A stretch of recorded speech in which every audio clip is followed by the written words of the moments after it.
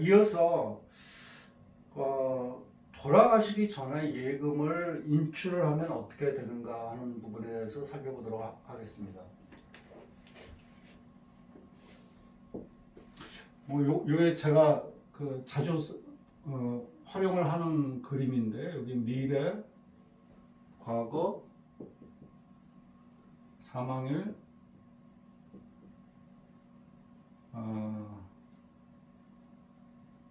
요거는 2년. 요때 이제 사망을 하셨어요. 그러면 요쯤, 그러니까 뭐 예를 들어서 돌아가시기 한 달 전이나 아니면 며칠, 아니면 돌아가시기 전날, 뭐 이럴 때 돈을 많이 빼세요. 예를 들어서 예금이 뭐 3억이 있었는데 그 중에서 뭐 한 2억을 인출을 합니다. 2억 인출. 돌아가시기 뭐 하루나 이틀 전에. 왜 인출을 하느냐 하면 사망 후에 돈 쓸 일이 많을 것도 같아요. 그런 경우도 있고, 그리고 이게 상속세를 계산을 할 때 보통은 사망일 기준으로 한다라고 알고 계시기 때문에 미리 돈을 빼는 겁니다. 근데 이거는 아무 의미가 없으세요. 이 상속은 대부분 상속 플랜, 상속세를 적게 내려면 10년 전부터 계획을 세워야 됩니다. 상속 플랜을. 이렇게 바로 해가지고는 효과가 안 나요. 그게 왜 그러냐 하면, 이때 예를 들어서 2억을 인출을 안 했다고 가정을 한번 해보죠. 그러면 뭐 아까 3억이 있었다라고 얘기를 했잖아요. 3억 중에서 2억 인출했으니까 이 사망을 현재 예금은 1억밖에 안 남죠. 그런데 금융상속공제라는 게 있어요. 그래서 돌아가시는 시점에서 예금이 1억이 있다면 20% 공제를 해줍니다. 그러면 2천만 원 공제를 받죠. 여기서 2천만 원 소득공제입니다. 이거. 그런데 3억이 있었다면 6천만 원 공제를 받죠. 차이가 많죠. 물론 이 돈을 현금으로 가지고 있었다고 해가지고 신고를 하면 6천만 원 공제를 다 받으실 수 있어요. 근데 보통 보면 인출을 해가지고 다른 사람 통장에 집어넣든가 아니면 인출한 본인이 이걸 자금 관리를 한다고 빼놔요. 그러면 요 차에 4천만 원이 공제를 못 받는 경우도 생긴단 말이죠. 그리고 심한 경우, 예를 들어서 뭐 한 달 전에 또는 뭐 2달 전에 미리 뺐다 요걸. 그러면 요건 증여로 가요. 증여로 볼 확률이 굉장히 높습니다. 그래가지고 요 증여에 대해서 증여세를 신고를 안 했으니 가산세까지 포함해서 세금을 내라 해가지고 고의서가 나가고 다시 상속재산에 포함시켜버려요. 그러니까 별로 의미가 없는 거죠. 그래서 가급적이면 이 인출을 할 때는 반드시 전문가하고 협의를 해가지고 내가 이러이러한 상황이기 때문에 이걸 좀 빼려고 하는데 이게 빼는 게 난 건지 아니면 그대로 놔두는 게 난 건지에 대해서 상담을 한번 받아보고 결정을 하시기 바랍니다. 그리고 통상 이제 요만큼은 요 2년 내에 있지 않습니까? 이 2년 내는 입증 책임이 그 납세자한테 있어요.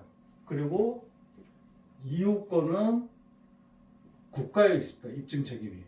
이걸 뭘 말하냐면 여기서 재산이 없어진 부분이 있을 수 있어요. 그러니까 뭐 부동산이 없어졌다든가 뭐 매각을 했어요. 아니면 뭐 예금이 뭐 인출이 됐어요. 이쪽에도 뭐 예금이 인출됐어요. 근데 뭐 수표로 나갔거나 뭐 대체로 나가가지고 누구한테 갔는지 모른다든가 뭐 이런 부분이 있을 수 있고 또 뭐 여기서 인출해가지고 또는 이쪽에서 인출해가지고 금고에 넣어놨어요. 이런 경우 있지 않습니까?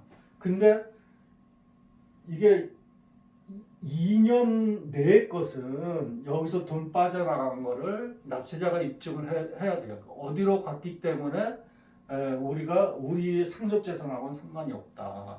이렇게. 그래서 입증을 못하면 상속재산에 포함됩니다. 근데 왜 2년으로 해놨느냐? 2년 정도면 상속인들이 사망을 예견을 해서 이렇게 상속재산을 줄일 가능성이 있다라고 보는 겁니다. 그래서 상속인들한테 입증 책임을 짓는 거죠. 물론 여기에서 이제 이런 규정은 있어요. 요 동안에 1년에 2억 또 2년에 5억까지는 인출이 돼도 세금이 상속재산에 포함을 안 시킨다라는 규정은 있습니다. 근데 그 규정은 원래 취지가 뭐냐면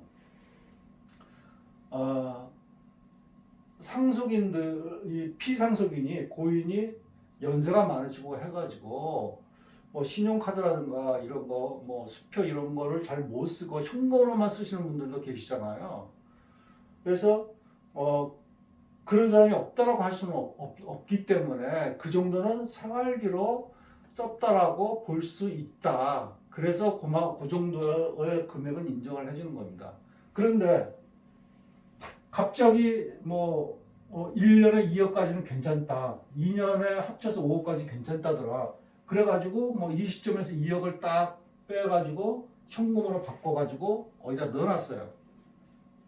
이건 어떻게 될 거냐 이런 문제죠. 요거는 생활비로 썼다라고 보여지질 않는 거죠. 누가 봐도. 그죠? 그래서 요 부분에 대해서는 악유가 있습니다. 그리고 만약에 이걸 가지고 국세청 입장에서는 솔직히 얘기해라. 이거 증여한 거 아니냐. 이렇게 얘기하는 거고, 상속인들은 우리는 모른다. 그는 돌아가신 분이 본인이 그때는 좀 걸음도 걸으시고 이런 상황이라서 친구분들한테 줬는지 우리는 잘 모르겠다. 이럴 수도 있거든요. 실제로 모르는 경우도 있기는 하더라고요. 그래서 고액이 한꺼번에 나간 거 이건 상당히 이제 논란거리가 좀 있어요. 그래서 과세를 하는 경우도 있고 또 끝까지 버티면 그럼 좋다. 다른 부분 더 세세하게 보겠다. 이건 왜냐하면 상속세를 면탈하기 위한 어떤 그 부정한 행위가 보인다. 이렇게 해가지고 조사를 확대해가지고 상속인만 조사하는 게 아니고 피상속인만 조사하는 게 아니고 상속인들이나 관계자를 전체를 다 조사하는 경우도 있고 피상속인의 회사가 있다면 그 회사까지도 다 조사를 하고 그래서 끝까지 가는 경우가 있습니다. 그래서 이런 부분이 있다면 나중에 확인이 되면 조세 포탈범으로 고발하겠다든가 이렇게 좀 언쟁도 좀 높이고 싸우는 경우도 좀 있기는 합니다. 그래서 이 사이에 한 달에 100만 원, 200만 원 이렇게 현금으로 인출된 부분까지는 그렇게 보지는 않습니다. 그런데 이렇게 한꺼번에 많이 인출한 것, 특히 사망에 가까이 인출한 부분에 대해서는 좀 나중에 분란의 여지가 많기 때문에 이런 건 좀 조심하셔야 되고 전문가하고 상의를 해서 결정을 하시기 바랍니다.